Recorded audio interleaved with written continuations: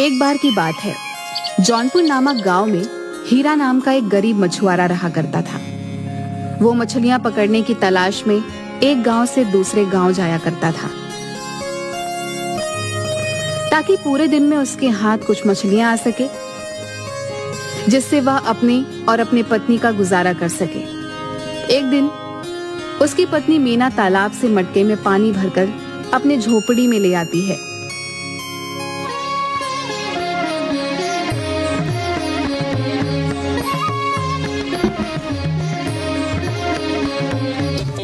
अरे आज तो मैं इतना थक गई। इतनी दूर से तालाब से पानी जो लाना होता है, मेरी तो कमर ही टूट जाती है। काश मेरे पास भी नौकर चाकर होते तो कितना अच्छा होता। मुझे कोई भी काम नहीं करना पड़ता, रानी की तरह राज करती। हाँ, लेकिन मेरा नसीब कहाँ। इस गरीबी में तो दम घुटने लगा है मेरा।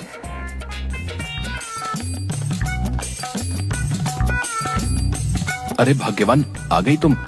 मैं कब से तुम्हारी ही राह देख रहा था। देखो भाग्यवान, मैं मछली की तलाश में पास वाले गांव की नदी में जा रहा हूँ। तुम्हें तो पता ही है, अपने गांव की नदी में मछलियाँ बची ही नहीं है। मछलियाँ हाथ आए भी तो कैसे।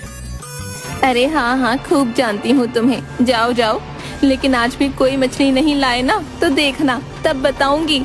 रोज कोई ना कोई नया बहाना। पूरे दिन में मेरे लिए एक मछली नहीं ला सकते, कामचोर कहीं के। मैं कहती हूँ, अगर आज भी कोई मछली नहीं लाए ना तो लौट कर मत आना। अरे तुम भी ना भाग्यवान, समझती नहीं हो। कैसे समझाऊं तुम्हें। मछलियाँ हाथ आएंगी तभी तो लाऊंगा ना। खैर जाने दो। अच्छा, अब मैं चलता हूँ। अच्छा ठीक है, पता नहीं आज भी कोई मछली तुम्हारे हाथ आएगी भी या नहीं। न जाने कब तक वापस आओगे। रुको जरा, मैं भी आती हूँ। जिसके बाद हीरा की पत्नी रसोई में जाती है और 2 बासी रोटी लेकर आती है और हीरा को देते हुए, ये लो, ये 2 रोटी लेते जाओ, वरना भूखे पेट मुझे ही कोसोगे। जाओ जाओ, और हो सके तो मछली लेकर ही घर वापस आना। हाँ,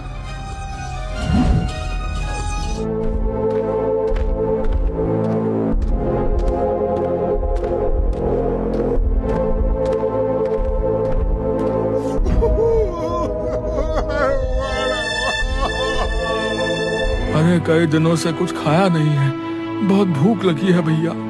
मुझे कोई कुछ खाने को दे दो। लगता है भूख के मारे मेरे तो प्राण ही निकल जाएंगे।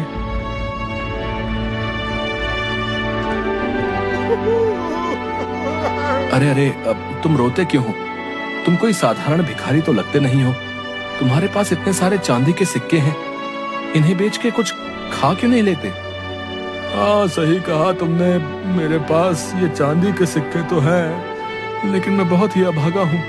मैं इन्हें खा नहीं सकता। मुझे पेट भरने के लिए रोटी चाहिए। रोटी। मैं तो इतना अभागा हूँ कि चल फिर भी नहीं सकता हूँ। मेरी मदद करो, वरना मैं भूख से मर जाऊंगा। बेटा, मदद करो। अच्छा अच्छा ठीक है, तुम दुखी मत हो। मेरी पत्नी ने मुझे 2 रोटियां दी थी, तुम उन्हें ही खाकर अपनी भूख मिटा लो। हाँ, रुको, देता हूँ। हाँ हाँ, अभी देता हूँ। जिसके बाद हीरा अपनी पोटली में से 2 रोटी निकालता है और भिखारी को दे देता है। तभी भिखारी उन दोनों रोटी को बड़े चाव से खाता है। अरे तुम्हारा बहुत बहुत धन्यवाद बेटा। वाकई तुम एक नेक दिल इंसान हो। ये लो, तुमने मुझे अपने हिस्से की रोटी दी। तुम ये चांदी का सिक्का अपने पास रखो। हाँ। हीरा भिखारी की यह बात सुनकर थोड़ा हैरान हो जाता है। हीरा अपना हाथ बढ़ाता है और भिखारी से वह चांदी का सिक्का ले लेता है। अब ठीक है, अगर तुम कहते हो तो मैं ये चांदी का सिक्का अपने पास रख लेता हूँ। अच्छा, अब मैं चलता हूँ बाबा। मुझे पास वाले गांव में मछली पकड़ने जाना है।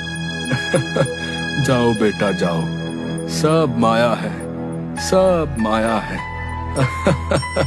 जाओ जाओ। जिसके बाद हीरा अपने हाथ में वह चांदी का सिक्का लेकर थोड़े आगे बढ़ता है और एक नदी के किनारे पहुंचता है। हे ऊपर वाले, काश मैं आज बिना मछली लिए घर न जाऊं, वरना आज भी मुझे मीना की खरी खोटी सुननी पड़ेगी। कृपा करो ऊपर वाले।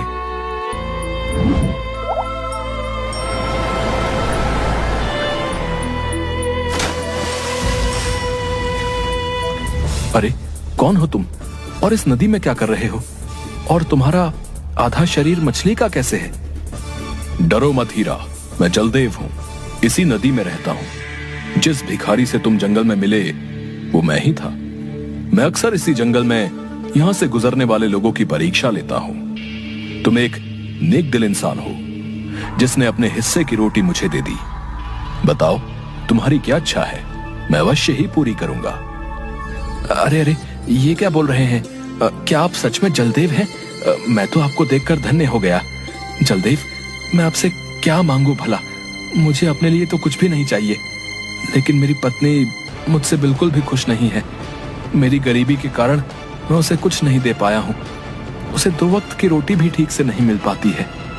आप मुझे कोई ऐसी वस्तु दे दीजिए जिससे मैं उसकी हर इच्छा पूरी कर सकूं। अच्छा, तो तुम्हारी ये इच्छा है। ठीक है हीरा, मैं तुम्हारी ये इच्छा अवश्य ही पूरी करूंगा। ये लो हीरा, ये एक जादुई सिक्का है। ये तुम्हारी पत्नी की हर इच्छा पूरी करेगा। लेकिन याद रहे हीरा, जब भी तुम्हारी पत्नी में किसी भी कारणवश अहंकार का भाव पैदा होगा तो इसका दुष्परिणाम भी अवश्य ही होगा। अब ठीक है, मैं आपकी कही बात का ध्यान रखूंगा। अच्छा, अब मैं चलता हूँ। मेरी पत्नी मेरी राह देखती होगी।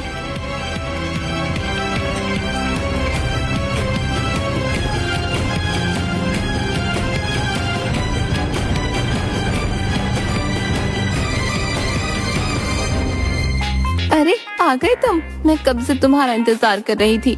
आज कोई मछली लाए हो या नहीं, या आज भी मुझे भूखा ही सोना पड़ेगा? अरे हाँ हाँ, क्यों नहीं, अभी लाता हूँ मछली। जरा रुको भाग्यवान। हे जादुई सिक्के, मुझे खूब सारी मछलियाँ चाहिए। हाँ, खूब सारी। हीरा के इतना कहते ही वहाँ पर खूब सारी मछलियाँ आ जाती हैं। यह देखकर उसकी पत्नी हैरान हो जाती है। अरे ये क्या, इतनी सारी मछलियाँ? अरे वाह वाह, लेकिन ये सब इस सिक्के के कारण हुआ है। लगता है ये कोई जादुई सिक्का है। अरे आखिर कहाँ से मिला तुम्हें ये सिक्का, बताओ मुझे।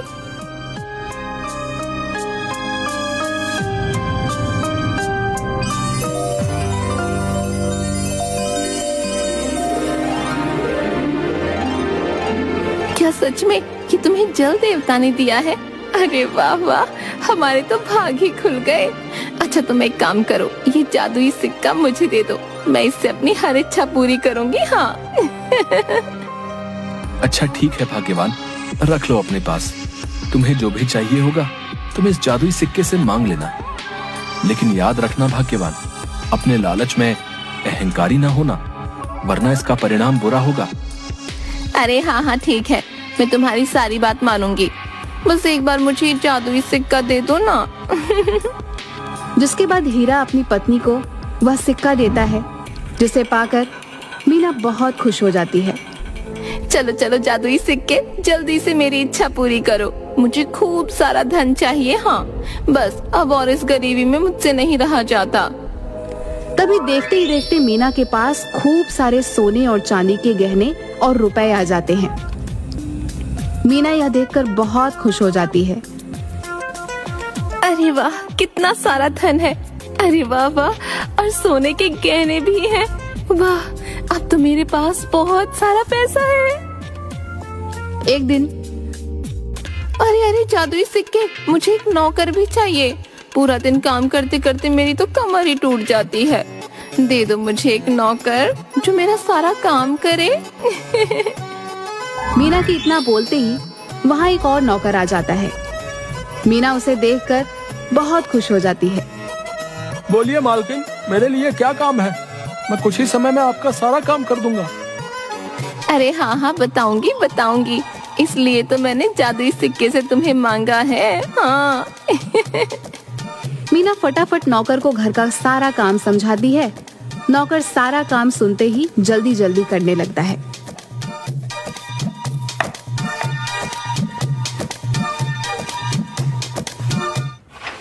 कितनी सुंदर लग रही हूँ मैं। हाय हाय, कितने सुंदर गहने हैं। वाह वाह, कितने अच्छे लग रहे हैं मुझ पर। लगेंगे क्यों नहीं, मैं हूँ ही इतनी सुंदर। अरे वाह वाह वाह, अब इतने सारे गहने तो मिल गए, लेकिन अब चेहरे का क्या किया जाए। इसमें भी थोड़ी चमक लानी पड़ेगी। इस गरीबी में तो मेरा पूरा रूप ही चला गया। ऐसा करती हूँ, उसके बाद ये सब गहने मुझ पर जचेंगे। हाँ, बहुत सुंदर लगूंगी मैं। सभी गांव की औरतें जलकर राख हो जाएंगी। हाँ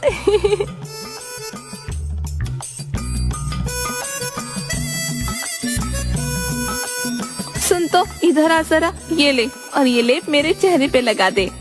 जी मालकिन, अभी लगा देता हूँ। अरे वाह वाह, बड़ा ही आनंद आ रहा है। इसके बाद तो सब जल भुनकर राख हो जाएंगी। ये लीजिए मालकिन, हो गया काम। जिसके बाद मीना अपना चेहरा शीशे में देखती है, जो बिल्कुल लाल हो चुका है और बेहद ही डरावना लग रहा होता है। अरे अरे, ये क्या हो गया? सत्यानाश इसका, ये क्या कर दिया इसने? पूरा चेहरा खराब कर दिया इसने मेरा। अरे मालकिन, मैंने आपका कहा सारा काम कर दिया है। अरे ओ, ये देख, तूने मेरे चेहरे को क्या कर दिया है। मेरा चेहरा देख कितना बदसूरत लग रहा है। अरे मालकिन, आपने ही तो कहा था लेप लगाने को। अब इसमें मेरा क्या दोष मालकिन?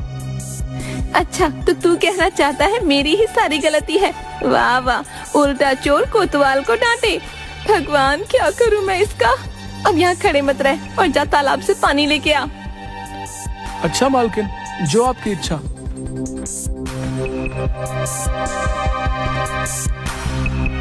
तभी थोड़ी देर बाद मीना गांव के बाजार की तरफ अपने सारे गहने पहनकर निकलती है।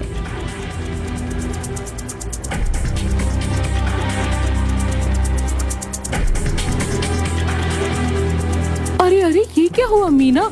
जरा इसका चेहरा तो देखो, टमाटर की तरह लाल लग रहा है। अरे क्यों री मीना, आजकल टमाटर सब्जी में नहीं डालती क्या, मुंह पे लगाती है। वाह, इस मीना के तो दिन ही बदल गए।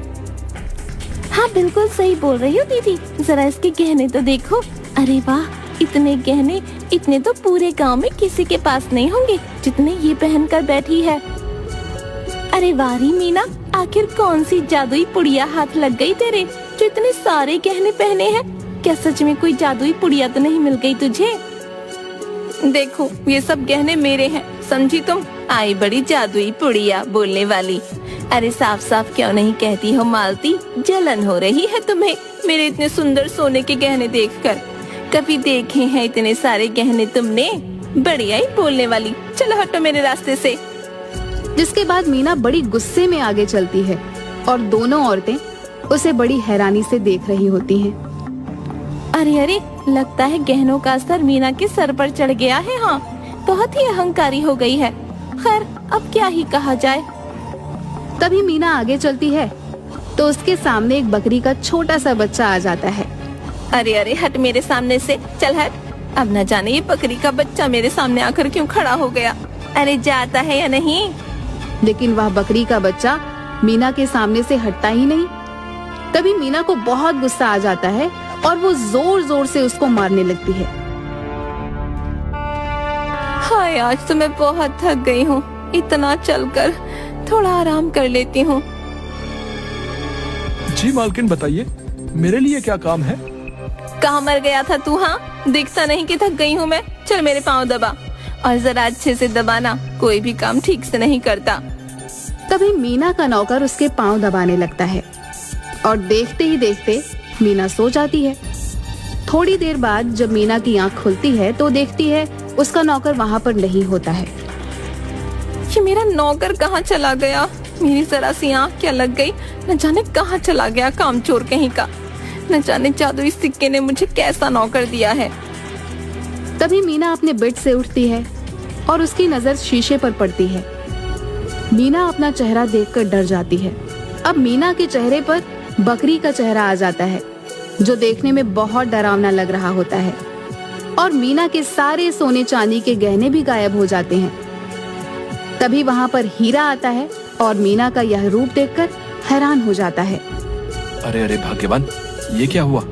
और तुम्हारा चेहरा एक बकरी के चेहरे में कैसे बदल गया? ये क्या हो गया जी?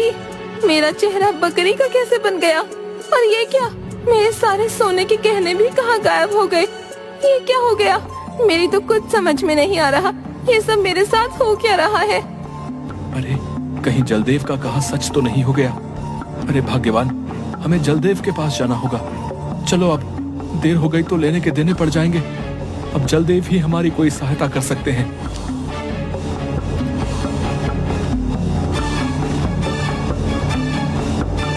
हीरा नदी किनारे जाता है और जोर जोर से जलदेव को आवाजें लगाने लगता है। तभी जलदेव नदी में से ऊपर आते हैं।